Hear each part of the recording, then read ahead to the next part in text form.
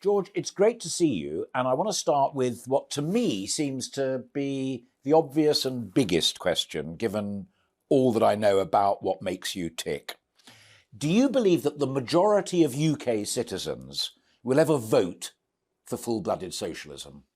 No, but then I think that what we define as full-blooded socialism is beginning to change. A country like China, for example, which has many downsides to it, has managed somehow to synthesize both capitalism and socialism and has produced an economic miracle, which is why some people hate it. So it's a moving feast, if you like. It's a work in progress, what socialism is. But individual citizens still working their butts off as hard as they can to earn their crust and keep as much of that as they can, and even inventing brand new companies and setting them up, that gets thumbs up from Galloway. Yes, I'm in favour of that. I'm in favour of small and medium-sized enterprises achieving the maximum support from the state. I believe that the state should control the commanding heights of the economy, not necessarily own them, but command them. That's a subtle edit of Clause 4 of the Labour Party yes, that Blair threw out. It is subtle. Subtlety is my middle name. And you know, as that great Marxist Groucho said, when the facts change, so do my opinions. And John Maynard Keynes on the other side. Are you still a parliamentarian as a Democrat? Yes, and I, if I may say so, I think I was relatively good at it. I achieved awards. Even The Spectator gave me the Parliamentary Debater of the Year award. But I don't think Parliament is the finished article either. I think there are many things wrong with our Parliament, not the least of which is that half of it is unelected and stuffed full of cronies and flatmates and donors. And, you know, when I first went into Parliament 35 years ago now, it was stuffed with the putrefying corpses of the English aristocracy, as I used to say. It's actually got worse. Now it's stuffed with the party donors and cronies and so on. And so Parliament isn't the finished article either. But a directly elected, democratically chosen and removable assembly has to be the way forward for a democratic people like ours. We've known each other for nearly half a century. You've become a reformist. Well, in a way. In fact, the far left used to always call me a reformist. Oh, because, really? Yes, because I was in the Labour Party and never a communist, never a Marxist or a Leninist, still less a Trotskyist. I was never any of those things. So not a million miles from the likes of Charles Clarke? No, I would say I'm a Benite. I would say that Mr. Ben, the late Mr. Ben, is the best Prime Minister that we never had, but closely followed by John Smith. So, yes, I'm not for the revolutionary overthrow of the way we are. I'm not for, arresting the royal family or even the plutocrats. I'm in favour of common sense socialism. And I think there's a bigger and bigger market for that. Why then Respect and now the Workers' Party of Britain? At what point did you give up on Labour and why? Well, they gave up on me. Tony Blair expelled me from the party in 2003. Yeah, but Mike Gapes hasn't set up a fresh party or many others. That's true. But I still believed, number one, that there was life in the perspective of politics that I had, and two, life in me. If you think about it, I was expelled almost 20 years ago, and I'm still going kind of strong now. So 20 years ago, I wasn't ready for retirement. And I still believed that the stance that I took on the Iraq War, which, by the way, is more or less shared by everybody now, even if they won't necessarily admit it in public, was the right one. And I put it to the test in Bethnal Green and Bow in 2005 and had a triumphant victory, one that was repeated in Bradford West in 2012. And I'm still going. The Workers' Party does what it says on the tin. It stands up for the workers above all, the producers of all wealth, and the people who don't have a party, now speaking for them. But Labour's it was a caricature. profoundly wrong in the Gulf War, as you just quoted John Smith as one of your great heroes, because he echoed it as well at the time when the party expelled you. You don't incite treason, you don't incite rebellion amongst the armed forces of this country when they are on a mission in the Queen's name and in the country's name. That was a major error of judgment on your part. Except I didn't. That's what they charged me with. But any impartial observer of my stand at the time would deny that. As a matter of fact, I have stood by the troops, for example, opposing their criminalization, putting them on trial and so on. It's the politicians that should be on trial, not the poor infantry. Well, you've made that crystal clear with Tony Blair, which flows directly from all of those events as well. And you've produced a film, a video, and it has a huge audience for it. It's not going to happen. He's going to get his knighthood. You're not going to put him on trial. Has it not become a dangerous fixation for you now? No, I'll never forget what was done, any more than people of a previous generation can forget the Second World War and the crimes of fascism and so on. I still remember every day and force my large social media following to follow every day the crimes of the Holocaust, for example. I'm probably the most prodigious retweeter of the Auschwitz Museum's output, which it's vital that people remember, for fear of repeating all these things. So let me jump ahead to it. That's a crucial point, but you leap ahead to my logic. I was going to come to that in a moment because of your departure from talk radio over allegations of anti-Semitism because of a football club. And you denied it then, as you've just denied it forcefully there. But you do still stand accused in the public mind of being, if not anti-Semitic, profoundly anti-Israel. And an awful lot of Jewish people will say, if you're anti-Israel, you're anti-Judaism. Well, they're wrong to say that, and any serious examination of the history of this conflict would make that clear.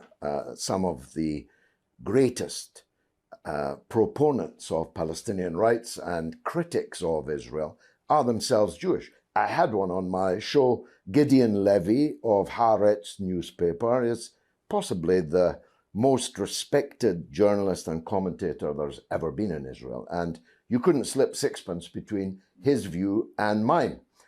So, no, it's a foolish tabloidization to equate opposition to the crimes of a political state with hatred and loathing of a religion or a national group. After all, I'm also one of the main critics of Saudi Arabia, but nobody would accuse me of hating Muslims. Let me link that with where we were previously in the conversation, because allegations of anti-Semitism within Jeremy Corbyn's Labour Party were profound, and Sir Keir Starmer is still wrestling with the aftermath of them. Not least, I mean, Mike Gates is one, and other people that have been through that same road.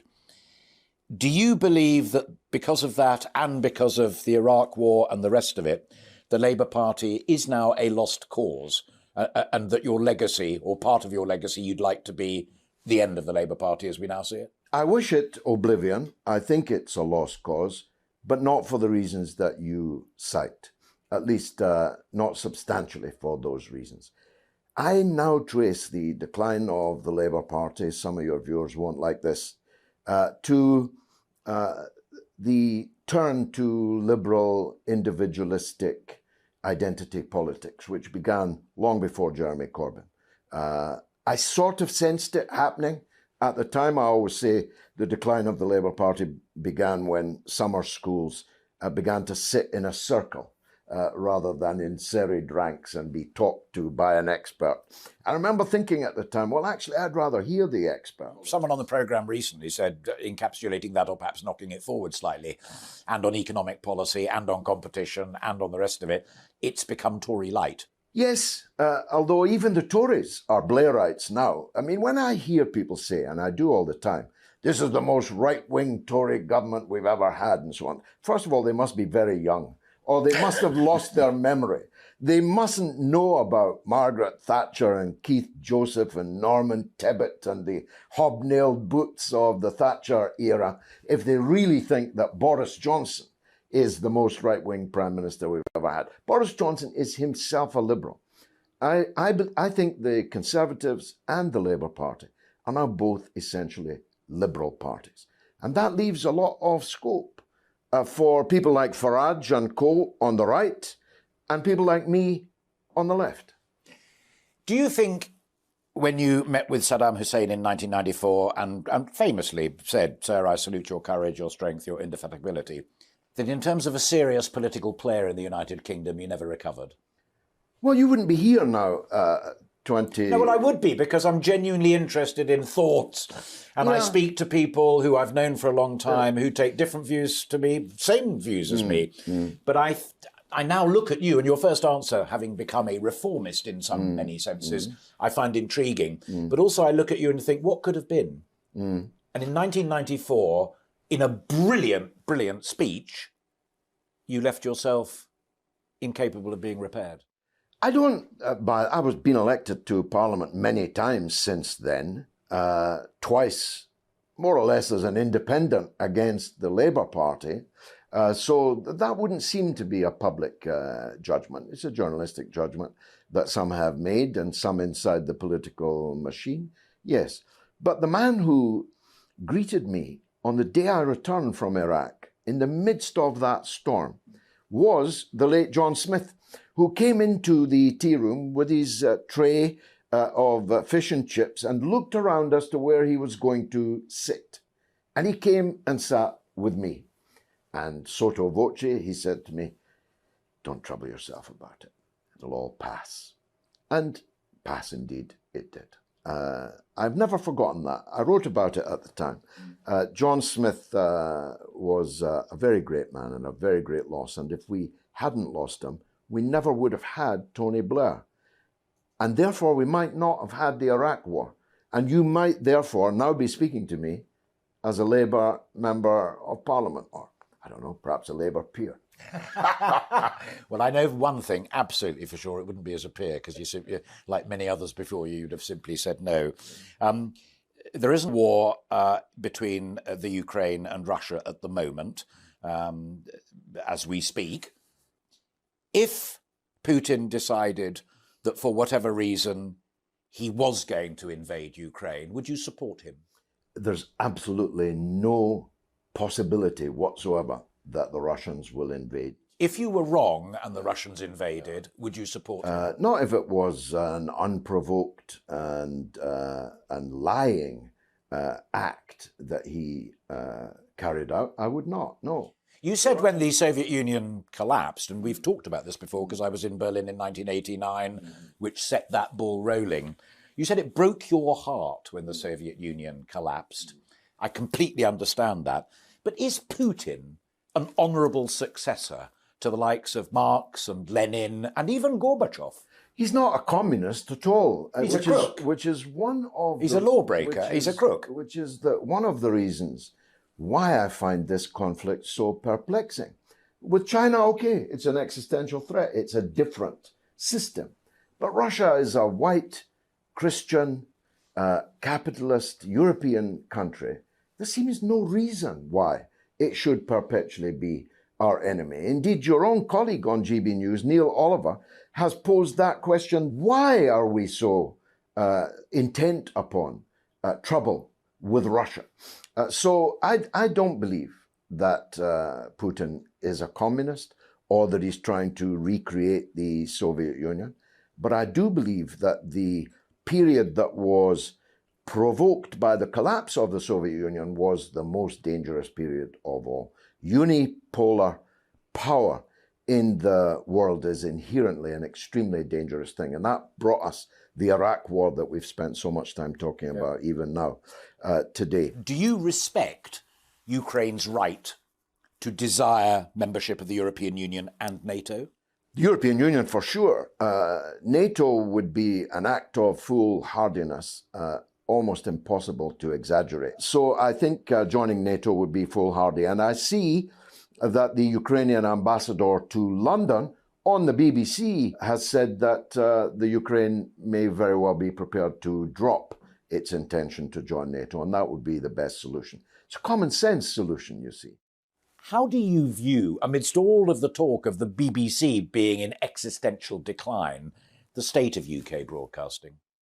Well, I do think this is a revolutionary period, and we're lucky still to be functioning in it. Now, I have almost 2 million followers on social media. I can communicate with them at the touch of a keyboard key. That is a tremendous, revolutionary change that couldn't even have been imagined back then when we first met. So I thank God I'm alive and still talking, still thinking, still agitating, if you like, for the point of view that I have. And it's never going to be turned back. No. Indeed, when we first met, we were, relatively speaking, young men. And it's mainly young men and women these days and others who say it's the BBC that's let them down. It's turned them off politics. It's turned them off society. It's turned them off democracy. To me, that's a really profound worry. The first B in the acronym BBC is British. It's my view that over the last near decade now, the British Broadcasting Corporation has lost the British. It actually seems to dislike the prevailing culture, the decisions, democratic decisions of the British people. It has fought a rearguard action, for example, against Brexit. There is a flagrant breach of trust with the people who pay for it. I live in Scotland. BBC Scotland is a flag-waving, banner-carrying, proselytizing advocate for the breakup of the very Britain which pays the wages of the people in the British Broadcasting Corporation. And it has slowly, but now picking up momentum, lost all credibility. And I think the era, and I think we'll live long enough to see it, there'll be no more license fee, there'll be no more cosseting of the privileged echelons of the BBC with their unbelievable salaries. And it's nothing to do with envy when I say that. I have more than enough money. It's that the public are forced as a poll tax to pay inflated salaries for inferior product, and the news product oftentimes seems to be bent upon actually demoralizing the British people rather than bringing them together. You mentioned Scotland there, and you are, the clue's in the accent, I've lost mine, but you're profoundly proud of being a Scot, and unusually you are a dyed-in-the-wool unionist, not a conservative and unionist, far from it, but you're a unionist. Do you believe that your side, whether it be Labour, Tory, Liberal or Galloway, have seen off another attempt for Scotland to go independent, or do you think Sturgeon may still one day win the day? I don't think she'll win the day. I think the Scots are too canny to jump over a cliff, at least without having a proper calculation of the coins involved. The Scots are careful with their money. They know that the leap into the dark of separatism is a very unwise judgment, and they won't make it. But the incipient and I think toxic idea of separatism, which is based upon nationalism, which is based upon exceptionalism and dislike, even perhaps in some cases a hatred. So dislike of your neighbour is a very demeaning and potentially dangerous thing. And I'm sorry to say that approximately 25% to 30% of our compatriots are in the grip of that kind of mentality. But it'll never reach penultimate a majority. Question. I mentioned Nicola and you commented upon it. Let's go back to our youth, as it were, and it informs my two final questions. The first is this. We both know Nicola Sturgeon, but we also knew Donald Dewar. We both know Boris Johnson, or certainly know of him, but we also knew Margaret Thatcher. We know Sir Keir Starmer, but we also knew Tony Blair and others before him. How do you rate the current calibre across the spectrum of those that we are blessed to have leading us or seeking to lead us? I'm glad you asked me that, because I think that if you force me to give one takeaway of how it was then and how it is now, it would be that everyone got smaller. In the case of Donald Dewar and Nicola Sturgeon, actually literally as well as metaphorically, but that's true across the board. When I entered Parliament 35 years ago, there were more than 100, well over 100 men and women of independent mind who, when they rose in the chamber, you actually did not know what they were going to say. Pagers hadn't been invented yet. No one put them on message. They were people that were unpredictable, therefore, in that sense, and possessed of themselves big ideas and big concepts in politics, which all seem to have been frittered away. So was it Greta Garbo who said, "I'm still big, it's the pictures that got small"? That's how I feel. Yeah. I feel I'm still big, but the picture got small. I mean, I used to sit between Dennis Healy, a beachmaster at Anzio, and Peter Shore, the giant figure in the opposition to joining the EU back in 1973, the man whose liquid gold of 8 minutes at the Oxford Union was the best argument against joining the EU back in 1975's referendum that you'll ever hear. I used to sit between them. Yeah. Substantial figures of historical importance. I gaze across the Parliament now. First of all, I scarcely know who the people are that are speaking. They often resign from jobs I never knew that they had in the first place. And I'm struck by how small the political class got. Final point, we began talking about China, and you said a lot of things that I genuinely didn't expect. And that's why I dubbed you a reformist, as it were, but in a good way. And I can remember when that revolution took place in China in the late 70s and the market reforms were imposed. There are still huge human rights problems in China. We both agree on that. I know that for a fact, so we don't need to go there. But here's the thing about George Galloway. You have always been of the left, clearly, transparently so, but you supported Brexit. You mentioned Peter there, and we've talked about Tony Benn already. And yet, as a man of the left, you're as against counterculture as some of my most right-wing political friends, many of whom work at GB News. What the heck are you really? Well, never confuse me with a liberal. Being a socialist is not the same thing at all as being a liberal. I have never been a liberal. I have always believed that Labour spent too much time worrying about criminals than the victims of criminals. I've always believed in the family. I'm the father of 6 children. I'm against drugs. I'm against alcohol. I'm against abortion. I'm against euthanasia, and have spoken and written on these things over many decades. So I am socially conservative and economically radical. And I believe in an independent foreign policy. I believe in a Britain independent, both of the European Union and the United States of America. And I believe in our culture. I believe in our language. I think it's the greatest, most fruitful language and culture that the world has yet seen. I'm schooling my eldest son, 14, right at this minute on Shakespeare. He said to me, "I find Shakespeare boring." I said, "Boring? Bring your books to me and I'll go through it with you." So I believe in our people. I believe in their greatness.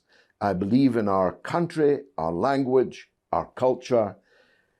And some people say that makes me a conservative. I believe it makes me a patriotic socialist, a common sense socialist. Great to see you. And you.